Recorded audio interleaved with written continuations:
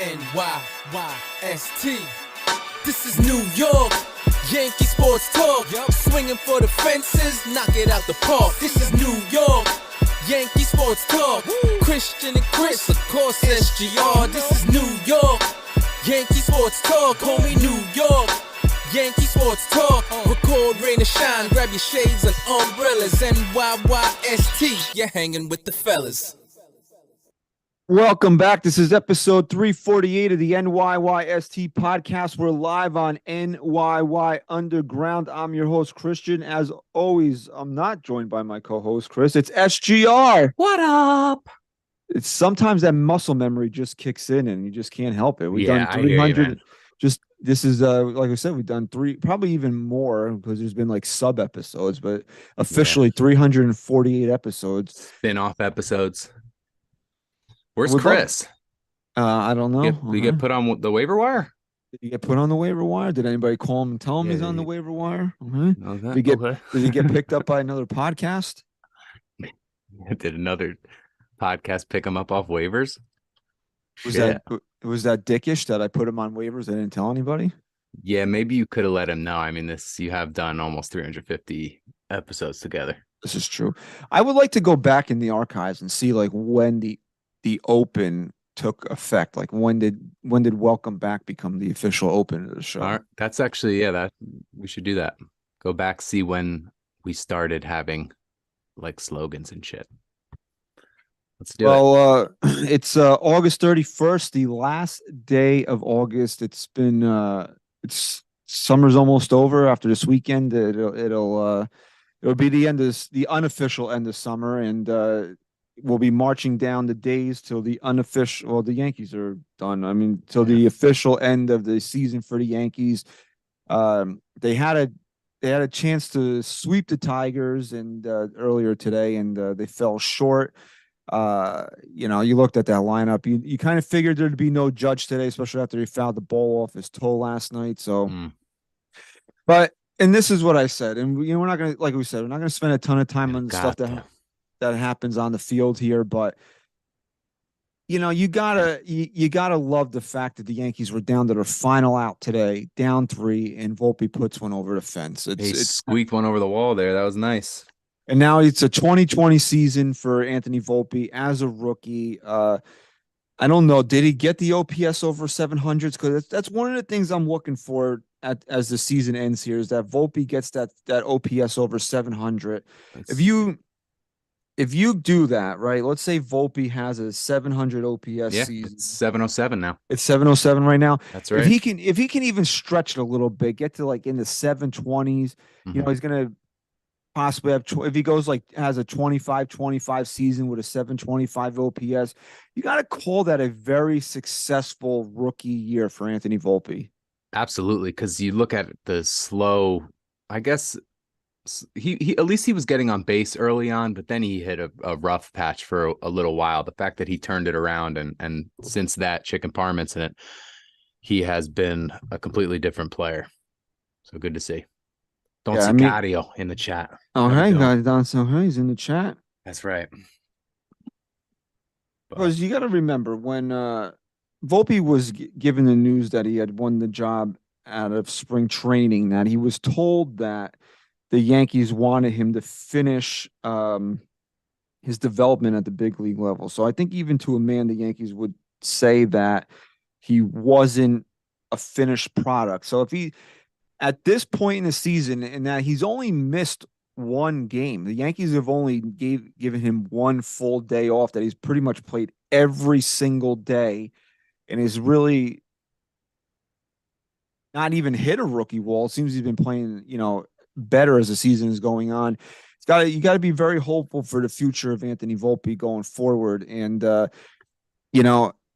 it sucks that this is where we're at as Yankee fans, but when you wake up on Friday and, you thought this was going to be a big series, possibly another ALCS preview with the Houston Astros, and you're getting to, instead of that, what you're going to see is hopefully, two more young guys in the lineup there because it's pretty much not a secret anymore. Everybody broke it on Wednesday that the Martian is going to land in Houston, and so is Austin Wells. So stuff to look forward to there. The top 2 prospects in the system coming up, it'll give us something to look forward to in September. And we're not really going to get a feel for playoff baseball, but it'll be nice to see what they have in the kids and what you can maybe look forward to for next season.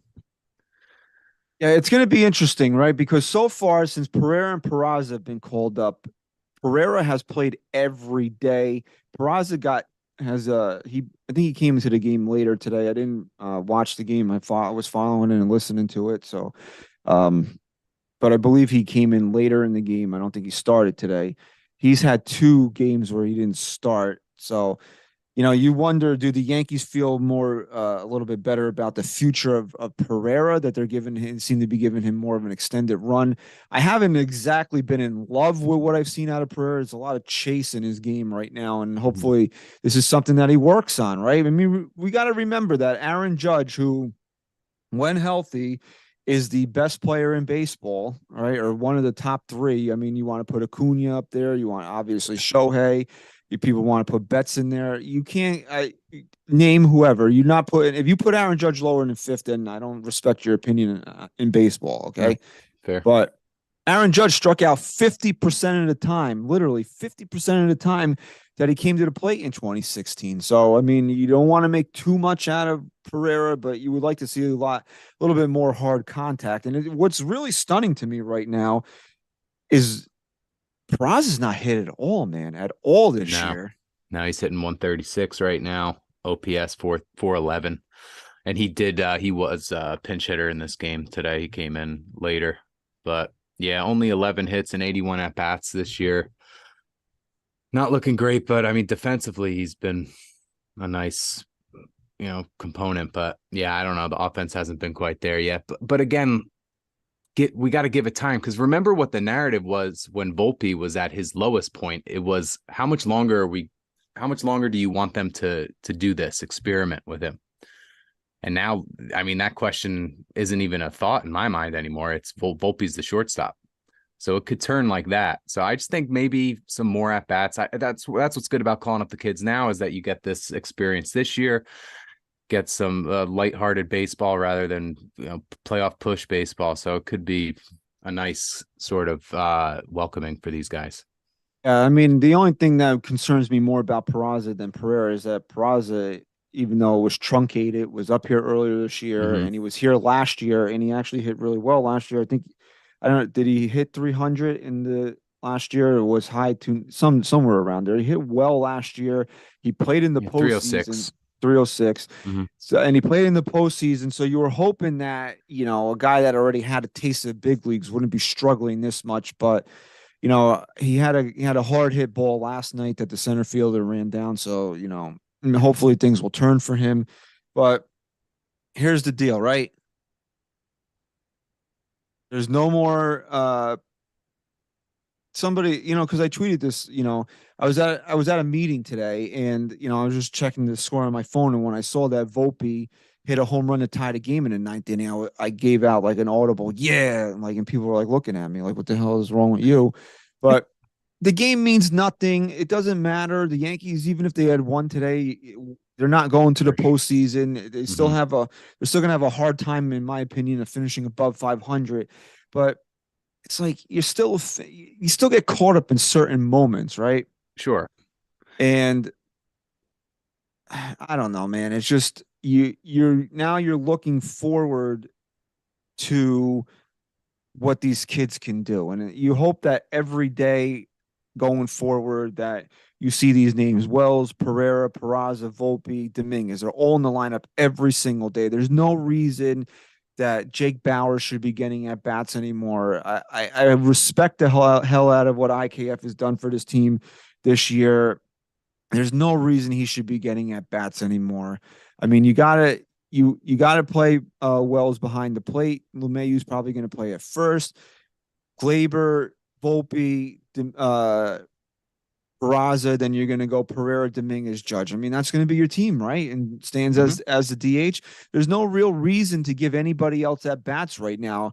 You're calling these kids up. It would be wasteful, honestly, wasteful to just let them sit on the bench and do nothing.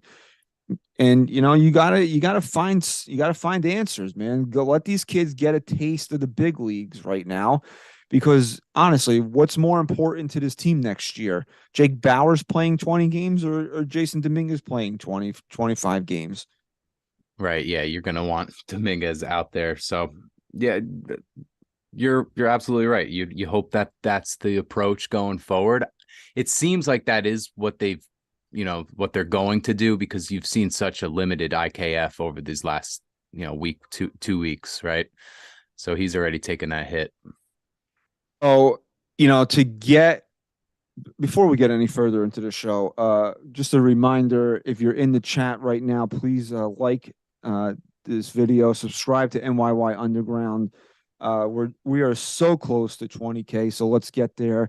And if you're listening on Apple Podcasts, please leave us a 5-star rating and review. And somebody just mentioned the event in the chat. So yeah, there are still limited tickets available September 23rd in the Audi Club at Yankee Stadium for NYYU Day. It's Aaron Judge bobblehead day. So you're going to come out and hang out with everybody at NYYU. You're going to get a Judge bobble and you're going to get to see the kids play, man. It's going to, obviously, I would much rather be getting ready for postseason baseball or have the Yankees in a pennant race right now. But I still feel a sense of excitement that we're going to get to see these kids play, man, because all you've been hearing about for 4 years and is Jason Dominguez, and Austin Wells has been a name that has been talked about a lot. So I'm gonna be excited, man. If Dominguez and Wells are gonna be in the lineup tomorrow, I'm gonna be glued to the TV like it was an actual, like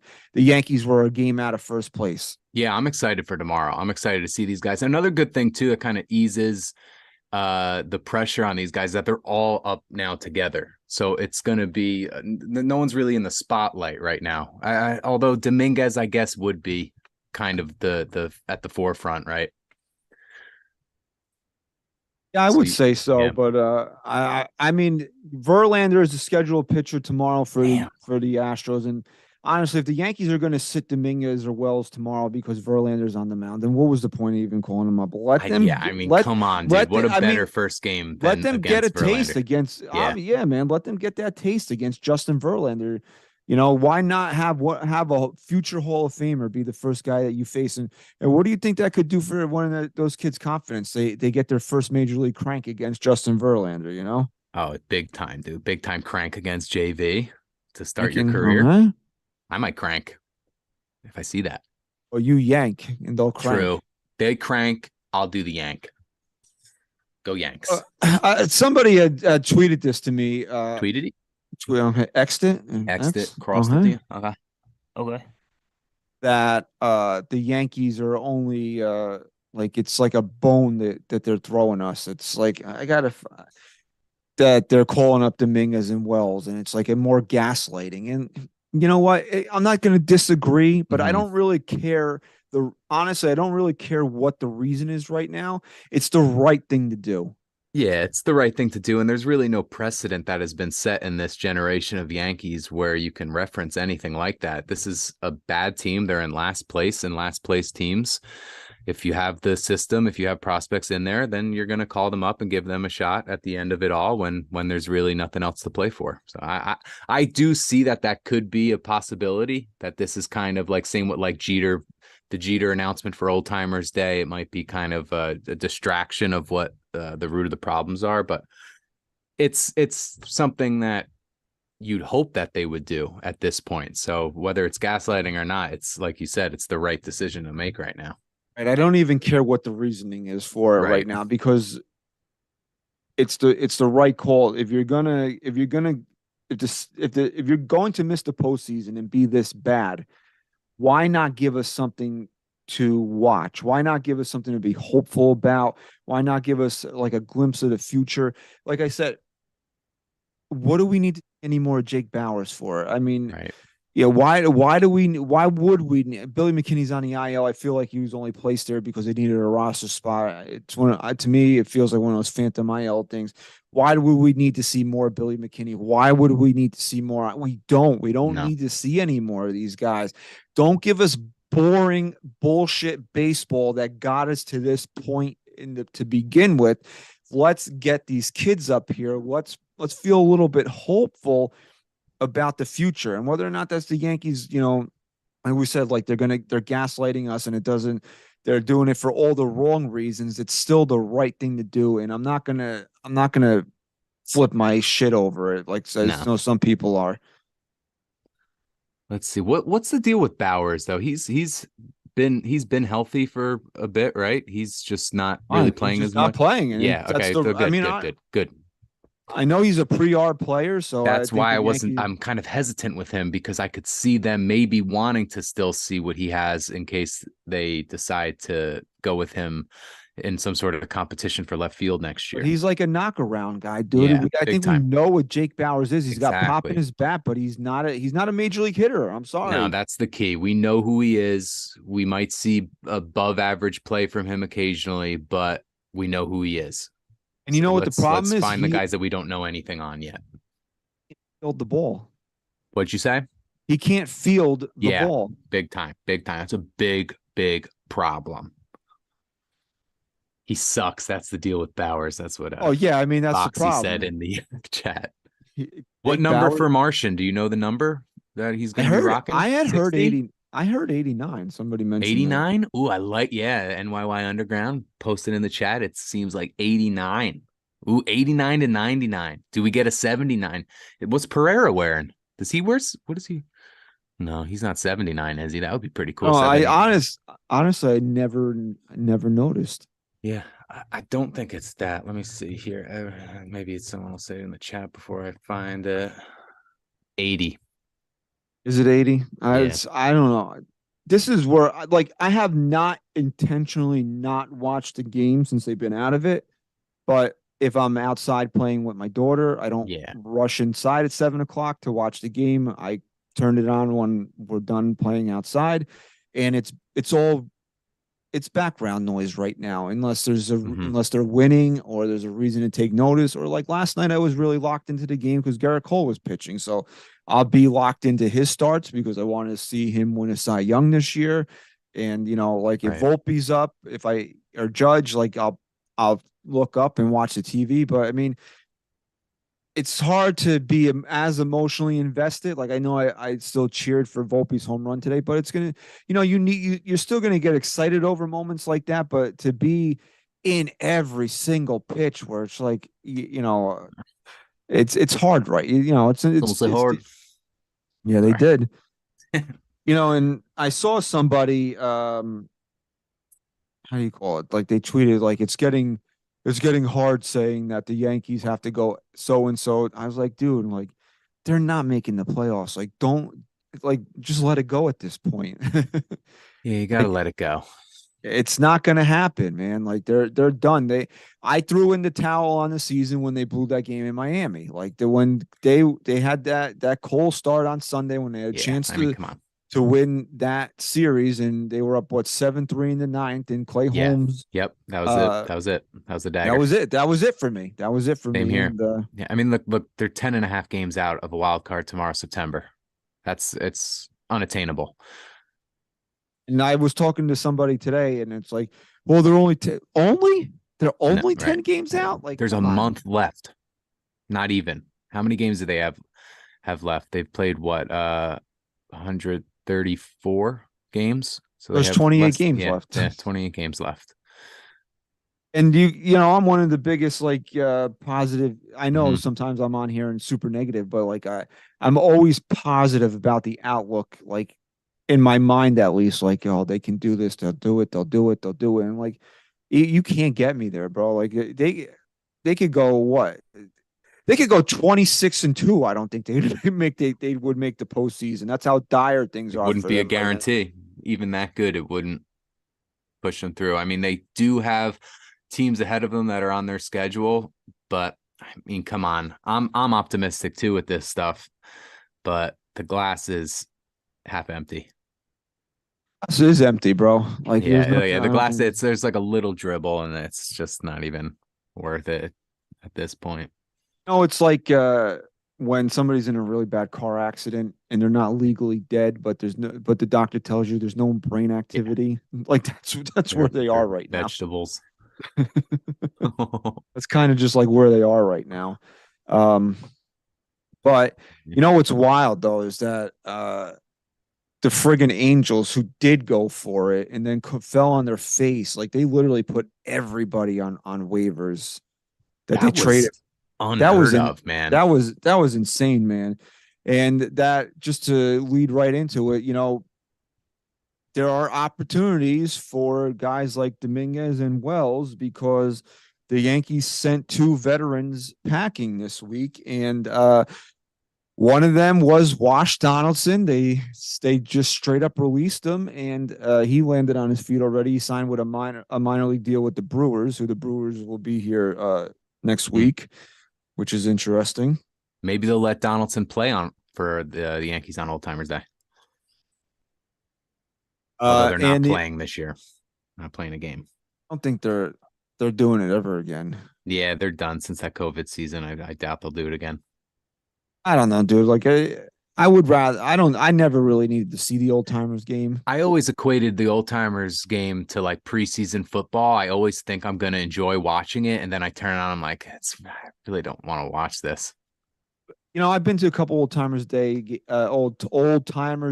and it's just like, okay, trot them out. Let me cheer for them, and then let's play the real game. Yeah. Yeah. That's I'm on the same boat. that's where I'm at right with that. But and the other one is that Harrison Bader was placed on waivers, and he was claimed by the Cincinnati Reds today, so he's no longer a Yankee. And we'll say a goodbye to Wash Donaldson later, but I want to just touch on Harrison Bader right now. Wife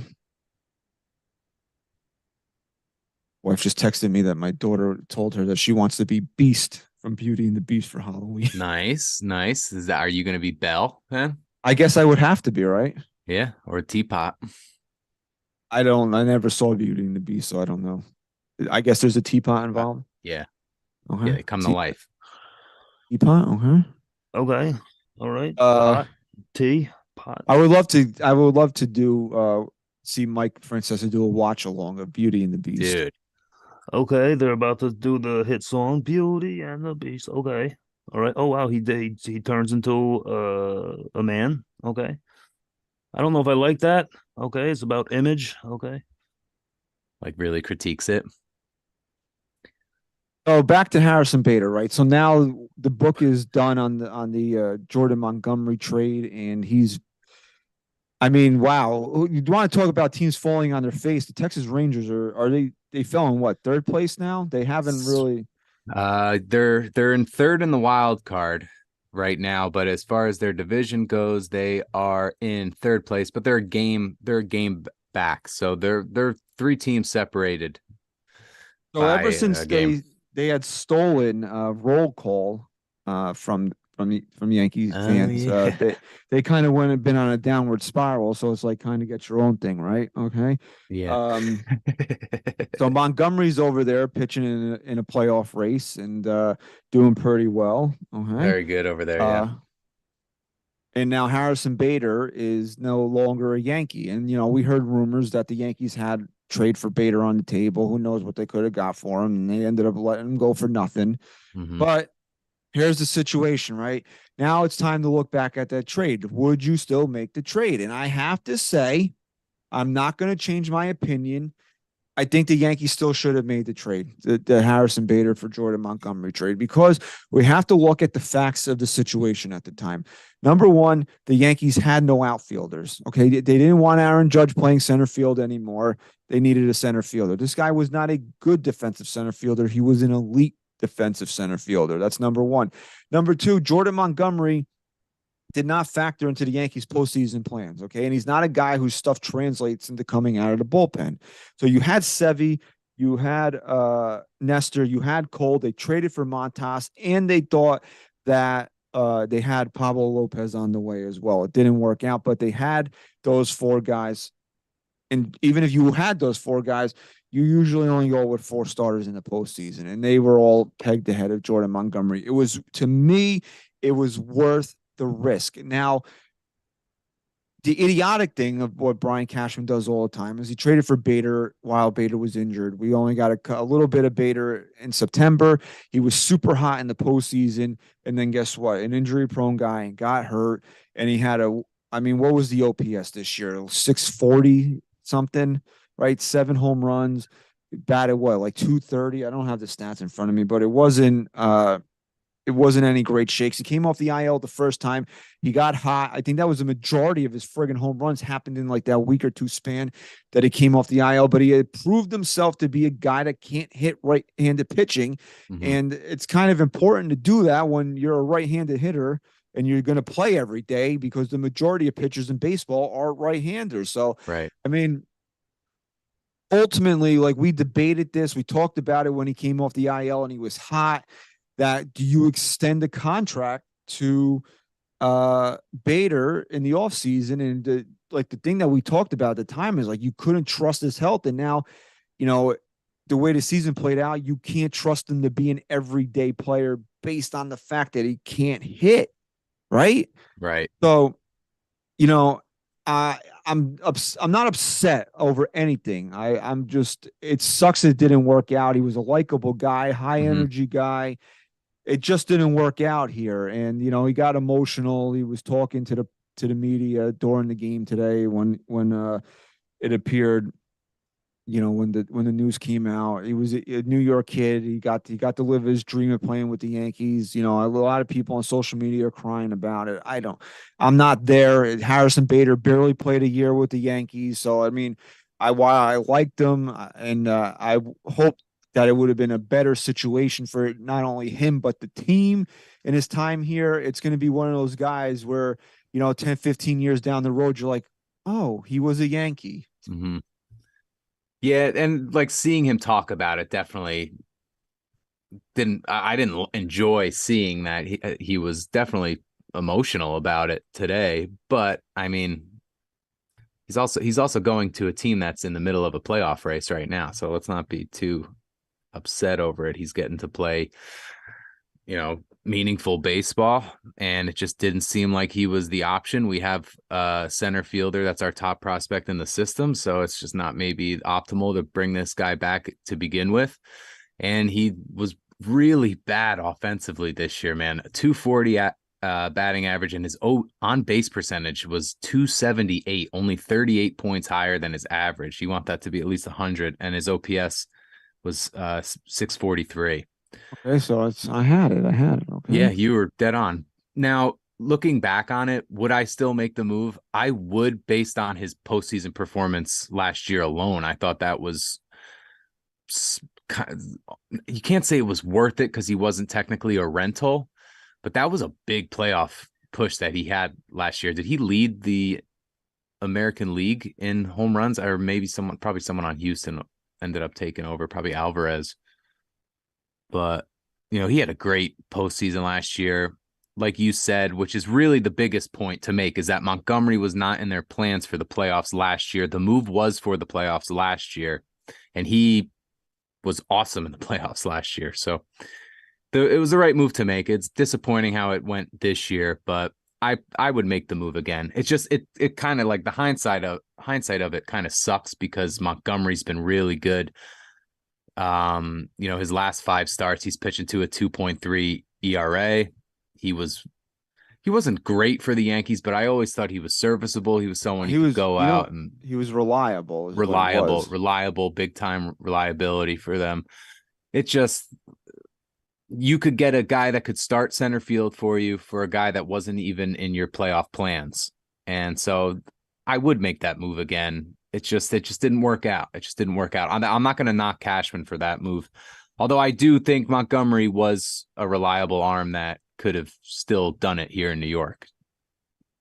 I mean, good old reliable Monty took the outside of the time he had Tommy John, man. Like, this guy never missed starts. I mean, I know it's like he missed because of Tommy John, but like, yeah, there's guys that, they miss like 5-10 starts a year every year. I mean, he takes the ball every day.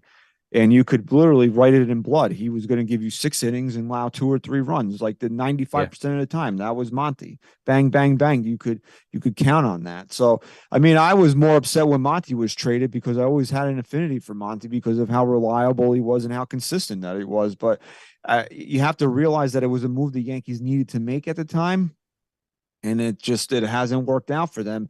And that's just kind of the story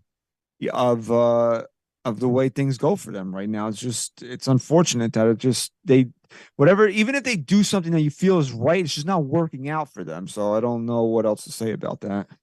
Yeah, someone asked in the chat, I think this is a good question to kind of supplement what we're talking about here. Dr. Hitskins, if the Yankees signed Benintendi, would that have been worth it? Why wouldn't it have been worth it? Right. Because we remember who was our starting left fielder this year? Oswaldo Cabrera. A lot of them, right? Yeah, Oswaldo no, I agree. Cabrera. That would have been worth it. So you would have had 3 legitimate outfielders this year. You would have the one thing that everybody's killing the Yankees on right now, and rightfully so throughout the course of the season, is how, as a championship team, or what you told everybody was a championship team, how you went into the season without a left fielder. Right. And you would have had Benintendi, Bader, and Judge. I mean, that would have been a pretty solid outfield to go into the season with. For sure. So I don't think that the signing of Benintendi would have changed my opinion on that at all, because it was supposed to be Benintendi, Bader, and Judge in the outfield in the postseason, and unfortunately, Penny got hurt. I mean, you would have went to battle with that outfield last year. So for sure. And, Francis is asking in chat, does Benny make that much of a difference? And yeah, to me, I know you look at the overall numbers and they don't jump off at the page at you, but what he does is he's an actual outfielder. That's number one, right? Mm-hmm. And number two, you're putting a left-handed contact hitter on at the top of his lineup in front of Aaron Judge. Yeah. Which another thing the Yankees don't have is they don't really have a true leadoff hitter. No, 703 OPS too for Benintendi this year. So, and that might have taken a jump at Yankee Stadium where he could have been pulling the ball a little bit more. I mean, and a jump in a lineup with Aaron Judge too, just maybe seeing better pitches. No, obviously, I think a lot of us would have realized that a guy like Bellinger might have been the better play than Benintendi, but they weren't in on that either. I mean, there's just a lot of things to look at misses and that they had in the off season, and we got time to break that down because there's really not much else to break down here. But before we get into some news that came out today about Hal Steinbrenner, let's take this time to say goodbye once and for all to Wash Donaldson. No one is going to miss you. Okay, absolutely nobody. Did the Yankees wait too long in getting rid of him? Yeah, I mean, this shit should have happened in the offseason. I mean, really, the Yankees I don't know if the Yankees were lying to themselves or they fooled themselves, but the fact that they thought that you were the stupid ones for thinking he could have a bounce back year was just one of the most egregious things that they've done in the last few years. And the guy proved to be washed. He proved to be, lived up to his name. Lived up to his name right there. And it's going to go down as a major failure on Brian Cashman's part that he acquired this guy, and he didn't come anywhere close to being the MVP player. He didn't even come close to being a guy that, when we had lowered expectations for him, of a guy that would hit 20, 25 home runs, driving 60 to 70. He didn't even come close to that for the Yankees. No, he was no Gio Urshela for the Yankees. We'll say that. Yeah, I mean, wow, that's gonna live in infamy for Brian Cashman to go to say that we appreciate everything. I'm paraphrasing here a little bit. We appreciate everything Gio did for us, but he's no Josh Donaldson, and that proved out to be true because that stat comparison thing where you put two players in and all their numbers are side by side. I think the only thing that Wash Donaldson had him on was home runs. Amazing. Not good. Yeah. So, I mean, when you look at the things the Yankees tell you that they couldn't do because, budget or whatever, I mean, they turned around and they traded for this guy and added $50 million on his contract. So, I mean, It was a brutal. I mean, we always say this, right? We're going to go back in time, right? I thought that the Montgomery move was the right one, a good one to do at the time. But I did not like the Wash Donaldson move at all. And it had nothing to do with who we gave up, because it was time to move on from Gary. And it was, in my opinion, it was time to move on from Gio. The problem is that Josh Donaldson was not the answer, and taking on his salary was not the answer. No, he wasn't. He wasn't the answer, because the expectation for him was that he was going to be a major part of this offense. And it's like, why are you adding another right-handed hitter to make this offense better? So right away, that decision to make that trade was a wash for me. Because of that alone, I'm sick of making moves for guys that are right-handed. They need to start making moves for left-handed hitters. That's it. I mean, it is amazing that the Yankees have that advantage of their home ballpark, and they just refuse to sign left-handed hitters. I mean, I was thinking about it today. You could even compare it across other sports.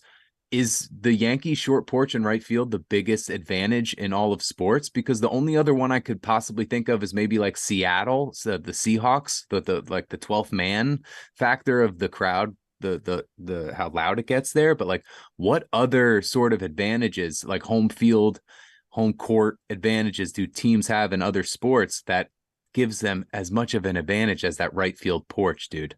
And there's somebody in the chat saying Rizzo was a bust. That's absolutely false. Rizzo was not a bust. I mean, the guy hit 32 home runs last year. He was on a pace to do similar type damage this year until Fernando Tatis ran into his head, and the Yankees misdiagnosed a concussion. I mean, we're not going to call Anthony Rizzo a bust. I mean, if he doesn't come back from this, then maybe you want to say that. But the guy, when healthy, performed on the field. It's something that a lot of guys that have come here have not done. No, he performed. He performed. I think the negative that you can look at with the Rizzo deal, it has nothing to do with his capabilities. It had more to do with what else was available that they decided to pass on in favor of Rizzo. But he's been okay here, but he's not the options that they should have really gone after. We've discussed that in the past. Rizzo was a failure. He was a clear third option in that offseason when Freeman was a free agent and Matt Olson was going to get traded. He was a clear third option, and the Yankees took him because he was the safest and cheapest option for them, and that's why they took him. So, and I hate saying anything negative about Rizzo, because you think about guys that just fit being Yankees, and he's one of those guys. He's a good teammate. He's performed on the field. I mean, it's unfortunate what happened to him this year.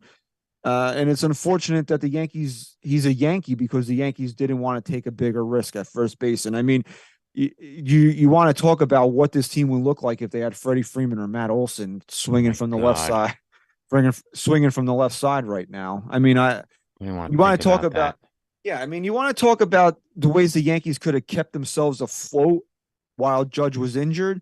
Now imagine if the type of seasons that Freddie Freeman and Matt Olson are having, that they could have kept the Yankees afloat while Judge was out this year, you know?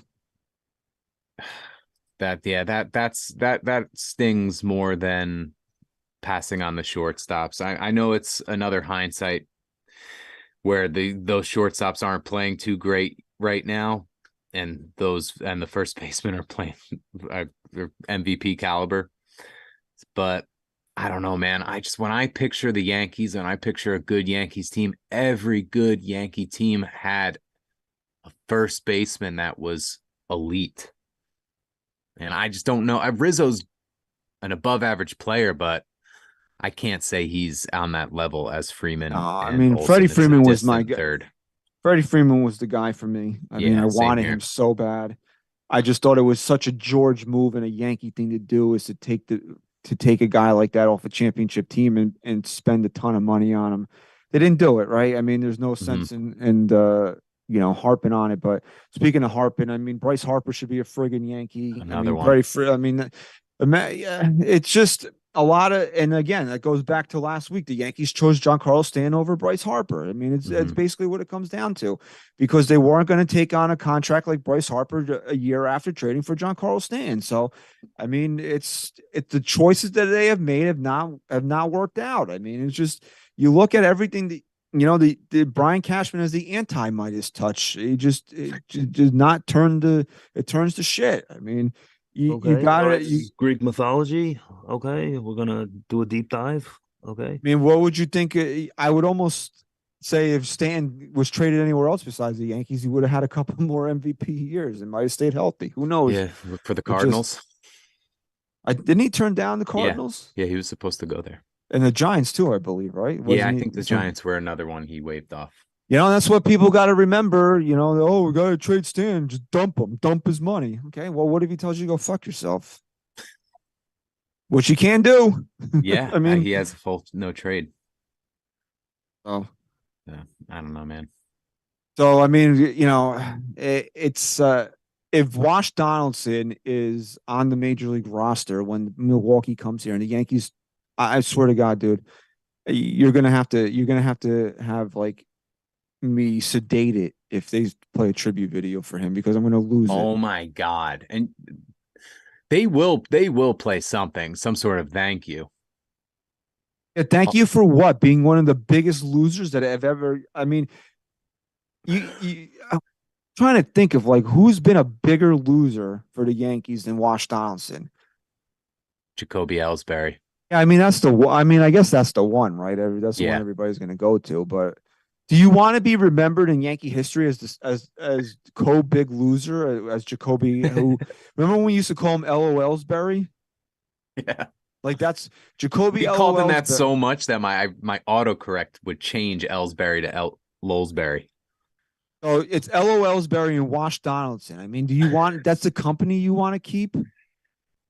Oh my God. Yeah, so please don't do don't do a video. Don't do any sort of thank you. Oh, Pavano's another good one. Somebody said in the chat. Pavano.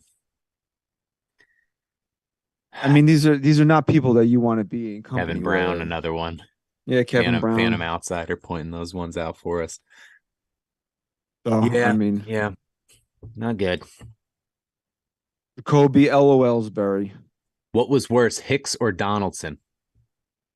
Says ask Benji Stoker.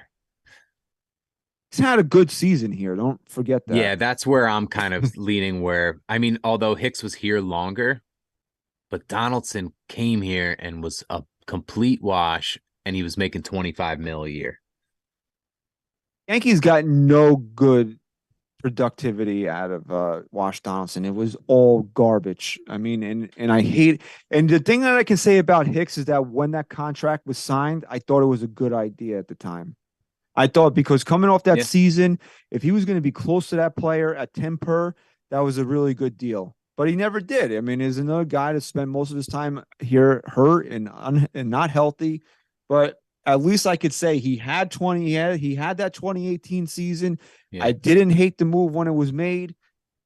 I hated the move for Wash Donaldson when it was made, and he sucked his entire time here. So honestly, I know shorter time period, but it's for me, I can't believe I'm saying it's Wash Donaldson. I think I would lean towards Donaldson. Wow. You know what's really standing out for me with Donaldson was his playoff performance last year and how terrible. He was the worst offensive player for them last year because he kept coming up in the big spot and never got it done. But we hated Hicks, though. He had really good at bats, though. That's what you don't know. He had you know what? Then I change it. I hits Hicks. I forgot about that. He did have good at bats. I was looking more at the end results, which I thought was the most important part. But you're right. What do I think about Rodon? I don't think anything about Rodon right now. I'm just reading some. Yeah, I'm looking. No, I mean, I love the fire I see out of Rodon. He really wants to be a good pitcher. Which, you know, some guys not saying Sonny Gray didn't want it, but he didn't just his type of style didn't quite translate. I think Rodon will translate his personality type and the type of player he is. I I'm not going to make any declarative statements about Rodon's contract and him as a Yankee after this year. He was hurt. He's not been good. The team's not good. Let's give him a clean. If he comes into spring training healthy and makes 30 starts next year, let's give him that. Can we give him that, please? That's what I'm. Can he have that? No, he deserves. He should. We shouldn't. There's the jury's not out on Rodon yet. But yeah, I hear it's not what you want. You don't want him to just that he wants to be good, right? Like you want him to actually be good too. But he didn't really get a fair chance at doing that. Coming back, he looked sluggish. He had to find it. It was a spring training pretty much for him, and then he got hurt again. So I don't know. But yeah, I mean, look, there's some good points being made in the chat. Rodon is a 2-pitch pitcher. I didn't like that side aspect of him. He's gonna have to realize develop that. Yeah, he's gonna have to develop something, maybe a change up in the offseason to go with that slider and that in the fastball. I mean, I'm not there yet calling it another Cashman pitching bust. So no, not yet. I'm gonna give him another season here. So. Wash Donaldson's gone, and again, too little, too late. They still did it. They're starting to clean up their mess a little bit. You didn't need him coming back, taking at bats away from anybody. He's gone. It's over. Goodbye. You are the weakest link. That's what I was thinking. You are the biggest loser. Maybe they could just play that, like play it like play the lowlights for the tribute video and then end it with the weakest link. Or just play a washing machine. Yeah. Okay. He's washed Donaldson. Okay. That's right. Oh, there's been some news coming out of the organization here as we close out the show here. Okay. Okay. Go ahead. Wait a second. Okay. Go ahead. Wait a second. Okay. Gotta go back and find it exactly. Okay. What are we looking for here? Why don't you entertain yourself for a second? Okay, I will entertain myself in the chat. Okay, if anyone has any requests while Christian does what he has to do over there. Okay. This is my friend Cesar here joining the podcast. I'm taking over. Okay. I'm gonna do it. Okay, I'm done. I found it. Okay. I got a call. So Bob Clappish, okay, he had an article out yesterday, and I'm just going to read some quotes from it. It says, contrary to the belief of boss haters on social media, I'm told the owner is deeply upset at the franchise's downward spiral. The young boss plans to hold everyone accountable once the season ends. And that's where Aaron Boone comes in. I heard weeks ago the manager would be in trouble if the Yankees were to finish in last place, and that door, I'm told, is still wide open. So basically, they come in last. Boone is gone. Yes, and there's another further interesting point coming out of this is that if Boone were to be fired, it would be because Hal Steinbrenner overrode Brian Cashman, and that Brian Cashman is not going to go, quote, unchecked this offseason. So it would, based on these articles that are coming out, it does seem like Hal is going to be a little bit more active in things this offseason here. Yeah, which is good to hear. We'll see how much that translates to the actual operations of things, but it's definitely a step in the right direction. I think I also saw something today, like with the analytic department, maybe an outside source to come in and kind of clean up their analytics. I don't know. We'll see. For me, it doesn't matter about last place. I don't care what I guess would be the true judge, the true marker for whether or not they bring Boone back is if they finish under 500. Because if they can go on a run here in September and have a really good September, finish above 500, and they end the year on a high note, then I could see them bringing Boone back, because you'll have a whole new regime coming in next year with the kids getting a true crack at a full season. And you might not want to change house, or you could do that and give the kids a fresh voice. But the Yankees don't usually fire managers. They usually just don't rehire or resign those managers. I guess the last Yankee manager to get fired was Buck Showalter. Was he even fired, or was he just let go or not brought back? So there's a difference there. I don't remember. And Boone is under contract, so they might decide to honor that contract. So And the AP caught up with Hal today, and they said, and this is quotes from Hal, "We'll learn a lot in September, and we'll learn a lot in the spring," Steinbrenner told the AP as he left the Yankees complex in Tampa. "That's why I didn't want to trade these guys away at the deadline. We've traded away too many guys the last few years, so I think it will be exciting." So that's kind of this is where he loses me, though, dude. That's kind of a shot at your general manager right there. that was a Hal quote. Hal quote. Yeah, that's a shot. That's a shot at your GM. And it's also like, why weren't they called up at the deadline? That should have been the day that all of these kids came up. If that's truly the motive of what you want to see out of these kids, then at that point, call them up. Just amazes me that they do need to have an outside company come in and look at the way this team is run, because it's dysfunctional. This team is a complete dysfunction right now, that he's going to disagree with things that his general manager has done in the past, but he doesn't get rid of the general manager. Yeah. I mean, talk about dysfunction. It's wild, bro. Like, if you are upset with things that somebody that works for you does, like, why do you not get rid of them? It just all goes back to that he sees him more as family. He's not his employee, he's his brother. You know what? A lot of companies, they don't hire their family members for this exact reason. It's exactly right. I think that's where they're at, man. I think they've grown up together. They've spent most of their lives together. Because you got to think how. Now, that's one thing I never really looked into too much, was Hal in the organization at all when George was still running things? Did Hal have any sort of input or any sort of position that you know of? I don't really know. It was kind of it was characterized as something that was just kind of like left to him after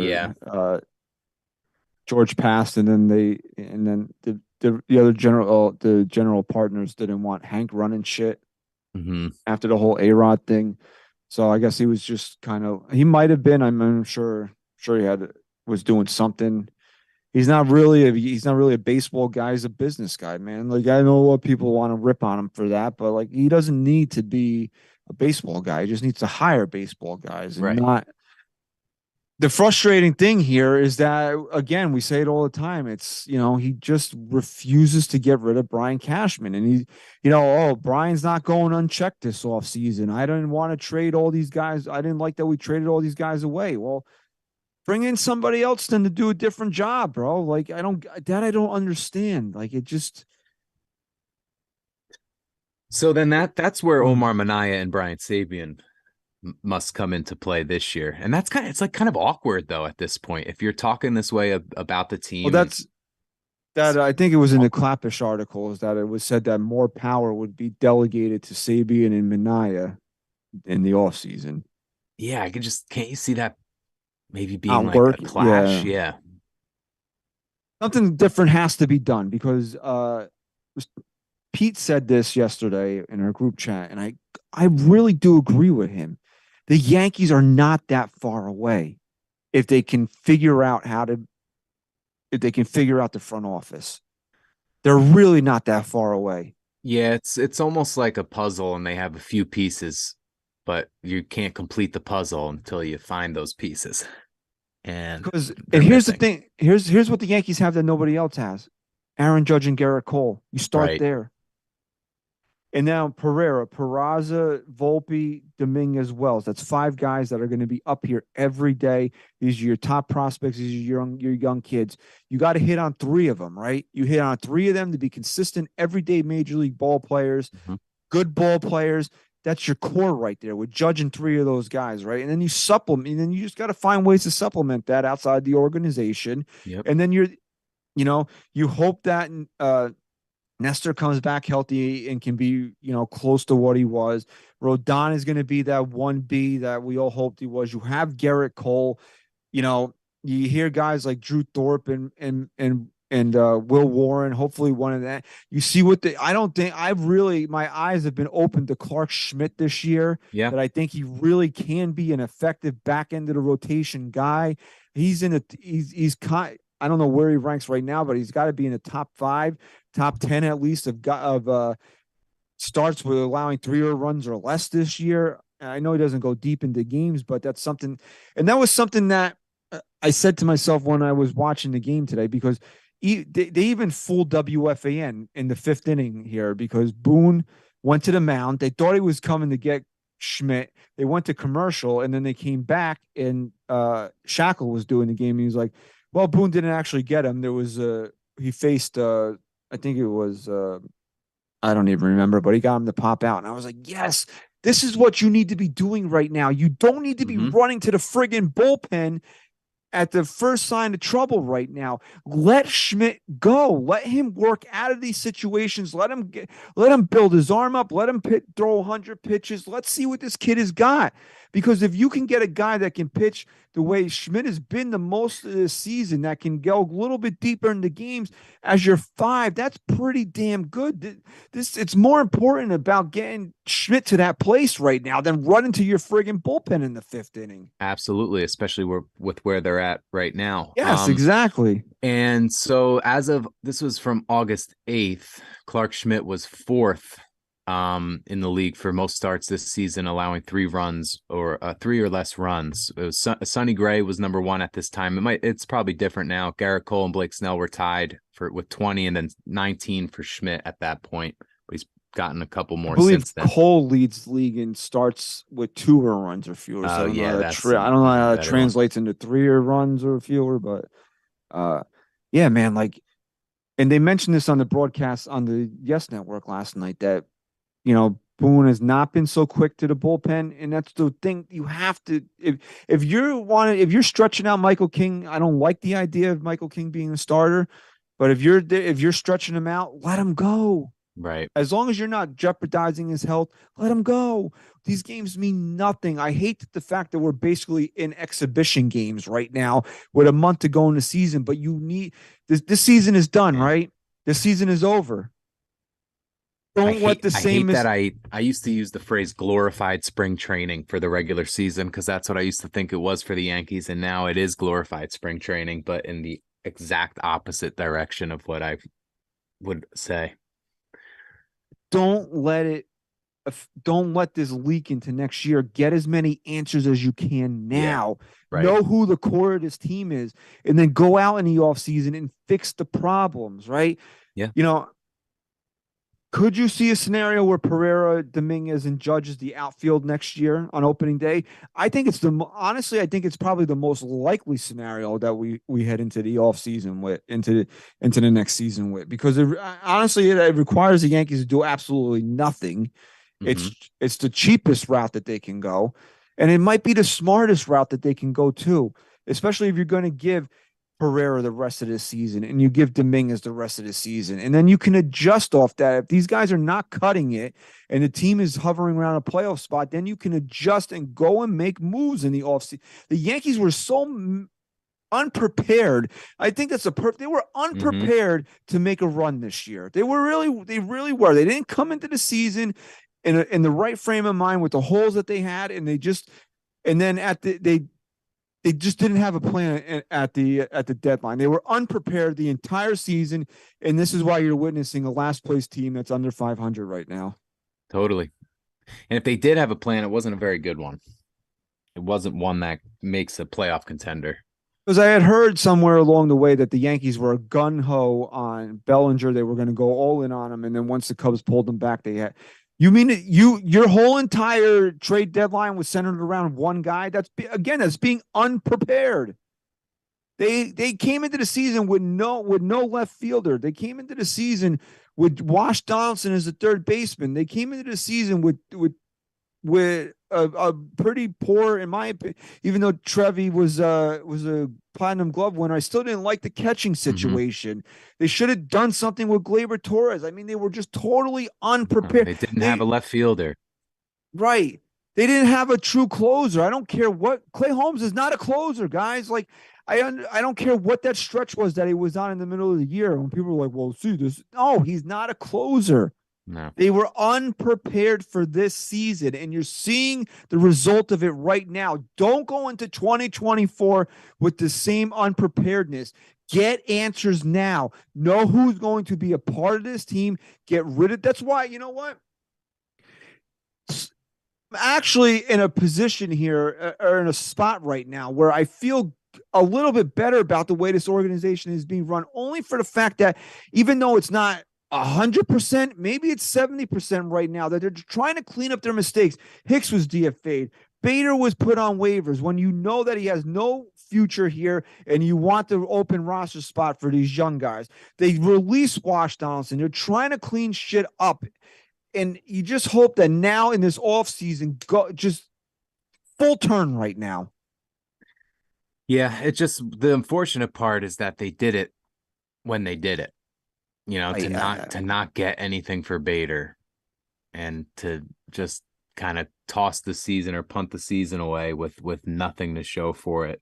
Similar to the Angels, the team that we've been comparing them to this whole season. That's not, again, it goes back to that plan and their vision for what this team is. It's just a pure delusion. Go out there. Figure, okay, you don't want to touch the outfield. You're going to tell me it's Pereira, Dominguez, Judge. Okay, fine. Do not come into the season without acquiring a legitimate closer. Do not come into 2024 without doing that. Do not come into 2024 without an answer on Gleyber Torres. And what I mean by an answer on Gleyber Torres is that either he has an extension or he's traded. Yeah, man. You call. cannot come into 2024 with Gleyber Torres playing out the string. That is just not, that's malpractice right there. That's such a solid point that his future needs to be decided before this season starts. It's such a true thing. In this Tiger series is Gleyber Torres in a nutshell, right? The home runs. He's been hot. 1,000 OPS in August, right? And what happened today, dude? He couldn't turn three double plays that he could not turn directly led to 3 Tiger runs. The Yankees lost 4-3. And now you're not going to get upset over the game because what does it matter in the long run? But this is Gleyber Torres right here. Commit or trade him. You know what he is, man. Is he maturing a little bit more at the plate where he can be closer to a guy that's going to hit 25, 30 home runs, maybe hit 270, be an 800 OPS guy? Okay, you like all that, but is he going to also be a guy that's going to have these errors and lapses in the field that cost you runs? If you can live with that and you want the hitter, and sign him, extension. I'm tired. If not, trade him. You have to make a decision about Gleyber Torres that has to be like a number one of things the Yankees do in the offseason. Make a decision about Gleyber Torres. In fact, Ryan, I'm going to go as far as to say this, not even to go into spring training, the winter meetings, those meetings should not close without an answer on Gleyber Torres' future with the New York Yankees. Either he's your second baseman in the next 7-8 years, or he's somebody else's second baseman. You cannot leave the winter meetings where Gleyber Torres is still on this team without an extension. Yeah, and you've talked about it from this point on until the next season starts. The main objective for this team has to be to rid themselves of question marks, and that's Gleyber Torres is a question mark for their future. Is what is his best value, or what is the outcome for this guy for the New York Yankees? So that's just gonna get rid of that question mark. And that's something that they've struggled with for the last few years now. It's too many question marks, too many unanswered questions, too many areas that are just toss-ups and you don't know what you're going to get. And that's something that you can either ditch them or bring them back for an extension. And this is Medina was questioning NYYST, I guess, as the closer. Look, nobody on this team has better stuff to be a closer than Jonathan NYYST. He's not reliable. No, I and look, Josh Hader's available. Maybe they go and get, and he could be their big off-season signing. you have a guy that's has been on your team since. Wow, I remember probably what it's Who, Loizaga? 2019, right? I think it was the year before COVID. He was with the Yankees. He's been around for a while now. Made his debut in 2018. He made his he pitched in 9 games, but his rookie year, I guess, would have been 2019. Yankees acquired him because the Giants gave up on him because he had an injury history. Huh. So the Yankees picked him up. And what's been the biggest problem with Jonathan Loizaga since he's been a Yankee, Ryan? His lack of he can't stay on the field. Yeah, right. So that's not a guy that you can his rely on. Stuff is great, but no, I can't rely on him. You're right. Cannot rely on Loizaga to be your closer. I mean, you have to go out there and acquire somebody. You can't come into the season without with as many question marks, man. Like I heard somebody say that you're supposed to adjust at the offseason. I want the Yankees to be in a position where they don't do anything at the trade deadline, and not like they did this year because of their sheer stupidity. Yeah. But because they don't need to do anything at the trade deadline, because they are good enough as constituted, because they answered all their questions in the offseason. Now, if somebody gets hurt, God forbid, and you got to go pick somebody up, that's a different story. But don't come into 2024 with all these question marks and then tell us that you're a championship team. It doesn't work like that. The sinking of the Titanic is what's basically happening with the Yankees right now. And the writing's been on the wall for a few years, and it just happened that we cratered and hit an iceberg this season. We're sinking. Are we the violin players on the boat as the fans? I never saw the movie. Okay. Oh, no, you never sat down and watched a little Titanic? Once I heard it was 3 hours, I was like, I'm out. I remember when I rented that movie at Blockbuster, dude. It came in 2 VHSs. That's right. I was gonna say I bought it for my sister for her birthday or Christmas one year, and I was like I was like, nope, I'm never watching this shit. Yeah, it's not worth it. No. You know, and the ending's kind of spoiled. Yeah, everybody knows the ending now. Right. Okay. Could have fit on the door. Okay. Okay. Rose. All right. So then Mike's gonna watch that too. You think? Okay, there was room on the door. Okay, I thought that Jack could get on the door. Kate Winslet's character Rose, she tosses the gem at the end. Why'd you do that? Okay, should have held on to the ruby. Okay. Oh, I mean, you're hearing all this shit out of Hal. Now it's time to take action. You wanna be your dad. You wanna say Brian's going unchecked. You want to play do it. You know what? Take control. You know what? I would rather Hal take control of this organization and it sink even further next year than have Brian Cashman go unchecked, and because at least something different was done. Right. And that was the thing with Volpe going into this year, where regardless of if it was a failure and it didn't pan out, it was the fact that they were trying something new and trying something for their future. Clearly, that made it worth it. Yeah, can somebody give me a timestamp of when like the ship starts sinking, and then I'll watch it from there. I don't want to see all the not other nonsense like when he paints her naked, because it's PG-13. You're not going to see anything anyway. No, you see boobies. And that really? Or dude. Is it it's PG-13, but I guess because it was like an artsy scene, like he's drawing her. Oh, so nips or just side boob? I want to say it was nips. Correct me if I'm wrong in the chat, but I want to say there was some nip in there. And this is what happens when the Yankees are bad. We're talking about Titanic and nips. Yeah, dude. Yeah. So go. You know what, Hal? You're saying a lot of the right things right now. Act on it, okay? I'm going to give you the benefit of the doubt here. Let's see here. At what time should I start watching the 19th of the Iceberg? Okay, wait. All right, 2 hours and 44 minutes into the movie is when Rose and Jack plunge into the water. So a little before then is when you're going to want to start. Oh my God. It's crazy. So you know what, Hal? You're saying saying a lot of the right things right now. Bring in somebody to evaluate your mistakes of you hired all these people in the front office. get an outside opinion. I'll give you my opinion. Fire them all, okay? Fire them all. That's my opinion. Yeah, But maybe maybe the outside source will just say that to him. Like, yeah, I think you just got to fire everybody, dude. This is bad. At the same time, man, you know what? This is your team. You're the owner. This is your father's legacy. This is ultimately going to be your legacy. Don't be the guy. Don't be the guy that saw the Yankees return to the Stump Merrill era of Yankee baseball, where we had superstars. We had Dave Winfield. We had Don Mattingly, and never won anything. Don't be, don't let it be that, dude. Seriously, you have an opportunity. This is an unprecedented opportunity for Hal in this offseason. You're not going to get rid of Brian Cashman. Fine. Get rid of the manager. He doesn't belong here anymore. He's not a good manager.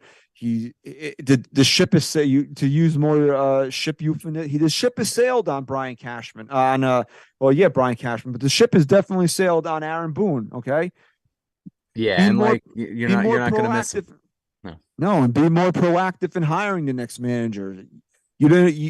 It was said that after Joe Girardi went to Hal after Cashman said he wasn't going to bring him back, and Girardi begged for his job, and how do you call it? Hal said, "No, I'm going to stick with my general manager." In fact, also in all this shit that came out this week, there were a lot of people in Hal Steinbrenner's ear saying to fire Aaron Boone after the 2021 season. Brian Cashman didn't want to. He deferred to his general manager. Don't do it again. If your gut is telling you to fire Aaron Boone, do it. Okay. We will be 100% on board with you.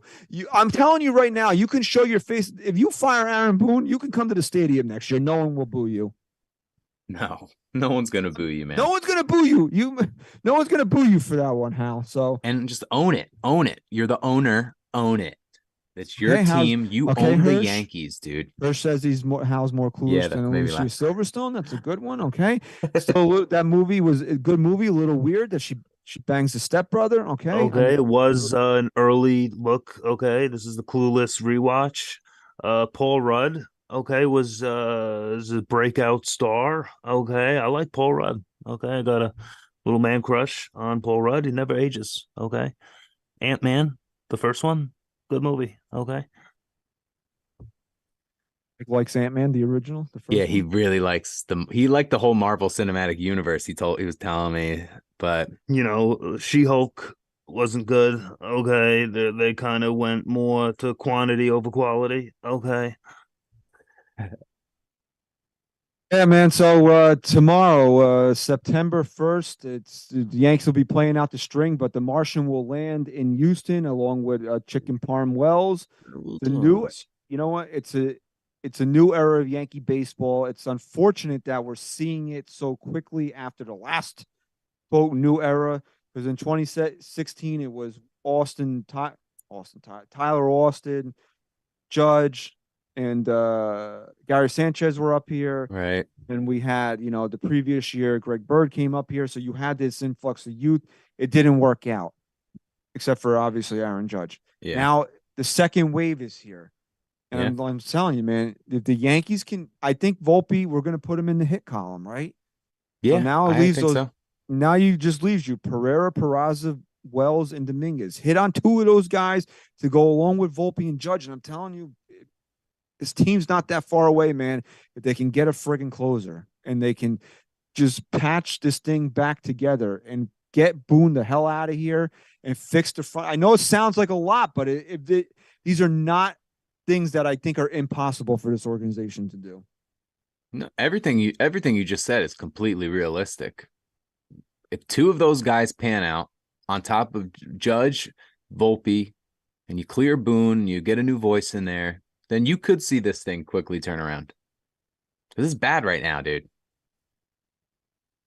It's as bad as we've seen it in our lifetime. Yeah, but, the Yankees will be playing out the string, and the Martian will land in the Bronx at some point, and hopefully he'll be in the lineup on September 23rd for NYYU Day at the stadium in the Audi Club. Get your tickets. Limited quantities are still available. come hang out with the NYYU crew. Okay, that rhymes. Ooh, that's nice, dude. The NYYU crew. Hey, does Dominguez come?